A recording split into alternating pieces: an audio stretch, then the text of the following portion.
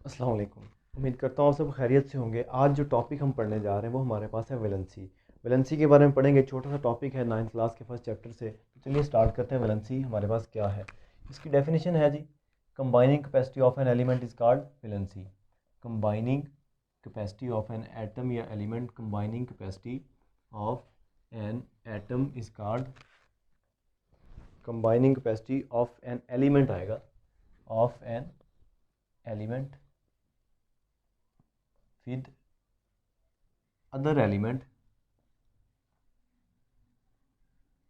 Is called valency. तो क्या मतलब इसका कि एक एलिमेंट की दूसरे एलिमेंट से मिलने की जो कुव्वत है, जो इस्तेदाद है, जो ताकत है, वो क्या कहलाती है? वैलेंसी कहलाती है। कि एक एलिमेंट दूसरे एलिमेंट से किस तरह मिलता है, कोई दे लेन लेन देन का चक्कर है, या कोई क्या सीन है उसमें, गेन और लूज का सीन है, क्या है, तो वो क्या कहलाती है? ये जो प्रोसेस है एक एलिमेंट का दूसरे एलिमेंट के साथ मिलने की इस्तेदाद, जो ताकत है, जो कुव्वत है, जो उनके दरमियान मिलने की इस्तेदाद ही है, वो क्या कहलाती है? वैलेंसी। यानी कि कंबाइनिंग कैपेसिटी जो जोड़े रखती है उनको दरमियान में, कि कुछ लेन देन का ताल्लुक है, उसके बाद जाके वो आपस में जुड़ते हैं, तो ये क्या कहलाती है? वैलेंसी। इसके साथ इसको दूसरी तरह डिफाइन करते हैं, बल्कि ये डिपेंड करती है किस पे, दूसरा पॉइंट इसका लिखेंगे। It depends upon, it depends upon number of electrons in outermost shell of an, in outermost या valence shell of atom, outermost shell of atom. जैसा कि एग्जांपल इसकी डिस्कस करें तो एग्जांपल के तौर पर लें, एग्जांपल की अगर बात करें तो एग्जांपल के केस में हमारे पास एक है HCl, एक कंपाउंड है। इस केस में Cl की वैलेंसी जो है, Cl की वैलेंसी -1 है। किस तरह -1 लिखते नहीं हैं, सिंपली इस तरह लिख देते हैं। इसी तरह एक दूसरी एग्जांपल है हमारे पास NaCl। तो इस केस में Na की वैलेंसी कितनी है? +1। और Cl की वैलेंसी कितनी है? -1। यानी कि इसने एक इलेक्ट्रॉन लेना है और ये एक इलेक्ट्रॉन दे रहा है। इसने ले लिया, इसने एक इलेक्ट्रॉन दिया। तो जो इलेक्ट्रॉन देने या लेने की के बाद जो जाके उनके दरमियान में जो ताकत जो है उनको जोड़ती है, कंबाइनिंग कैपेसिटी, को क्या कहलाती है? वो वैलेंसी कहलाती है। तो ये थी इसकी वैलेंसी की एग्जांपल। अब नेक्स्ट है कि कोवेलेंट कंपाउंड में वैलेंसी किस तरह होती है, और किस में आयनिक कंपाउंड में वैलेंसी कैसे होती है। अगर कोवेलेंट कंपाउंड की बात करूं, कोवेलेंट कंपाउंड की बात करें तो in covalent compounds valency is equal to what? Valency किसके बराबर होती है? वैलेंसी बराबर होती है किसके?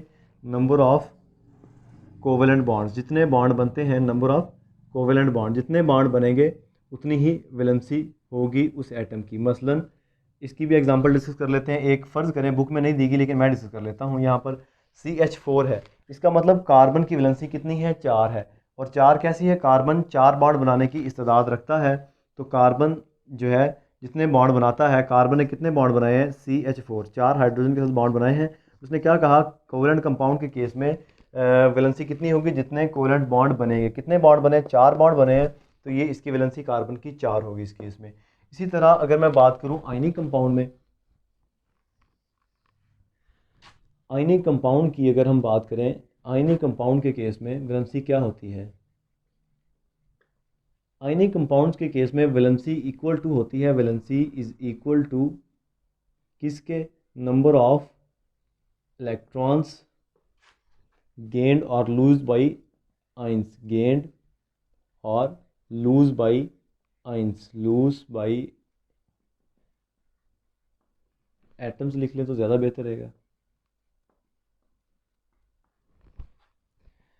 जितने इलेक्ट्रॉन दिए हैं, इतने इलेक्ट्रॉन दिए हैं, वैलेंसी उस पर डिपेंड करेगी कितने इलेक्ट्रॉन दिए, कितने लिए हैं। जिस तरह हमने एक एग्जांपल पहले डिस्कस की है NaCl की। यहाँ पर Na की वैलेंसी कितनी है? Na की वैलेंसी +1 है। और Cl की वैलेंसी कितनी है? Cl की वैलेंसी -1 है। तो इसने एक इलेक्ट्रॉन दिया है, इसने एक इलेक्ट्रॉन लिया है। इस केस में क्या है? वैलेंसी इसकी +1 होगी, इसकी -1 होगी। तो ये था आयनिक बॉन्ड, आयनिक कंपाउंड के केस में। तो हमें कैसे पता चलेगा कोई कितनी इलेक्ट्रॉन देता है या कितने लेता है, या इलेक्ट्रॉन कब लेंगे, कब देंगे? तो ये जो बात है, व्हेन टू लूज और गेन इलेक्ट्रॉन, इलेक्ट्रॉन कब हासिल किए जाएंगे या कब दिए जाएंगे। तो ये वाला जो क्वेश्चन है, ये इतना सा छोटा सा जो क्वेश्चन है, कब इलेक्ट्रॉन कोई लूज़ करेगा एटम, कब जो है वो गेन करेगा, तो ये डिपेंड करता है। पहली कंडीशन जो है, अगर आउटर मोस्ट शेल में, if outermost shell has 4 और less than 4 electrons, less than 4 electrons, तो इस केस में क्या होगा, एटम प्रेफर करेगा क्या करना, इलेक्ट्रॉन लूज करना। Then atom will prefer, atom will prefer to lose electron, prefer to lose electron. जबकि अगर तो हो इसके पास 5 इलेक्ट्रॉन, तो फिर क्या होगा, एलिमेंट हैविंग 5 और मोर देन 5 इलेक्ट्रॉन्स, ऐसे एलिमेंट जिनके पास, एलिमेंट्स हैविंग 5 और more than 5 electrons, more than 5 electrons in valence shell, तो ये क्या करेंगे, देन वैलेंस शेल भी साथ लिख लेंगे आप, then it will prefer to, then it will prefer to gain electron. तो यहाँ पर क्या केस आएगा, इलेक्ट्रॉन लेने की सलाहियत रखेगा ऐसा एलिमेंट जिसके आउटर मोस्ट शेल में कितने इलेक्ट्रॉन हैं। एटम की जगह एलिमेंट लिख लें तो बात ज़्यादा बेहतर रहेगी। देन एलिमेंट,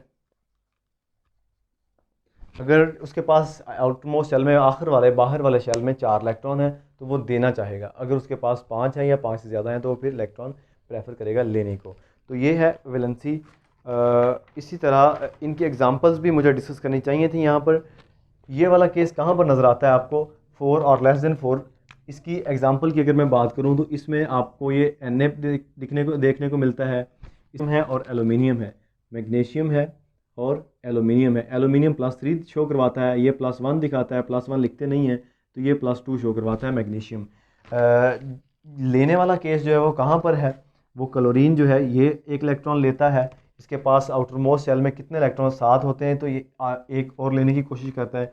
इसी तरह नाइट्रोजन है, इसी तरह नाइट्रोजन के पास 7 इलेक्ट्रॉन होते हैं, वो भी चाहता है एक ले ले। सॉरी, नाइट्रोजन के पास टोटल 7 इलेक्ट्रॉन होते हैं लेकिन इसके आउटर मोस्ट शेल में 5 इलेक्ट्रॉन होते हैं।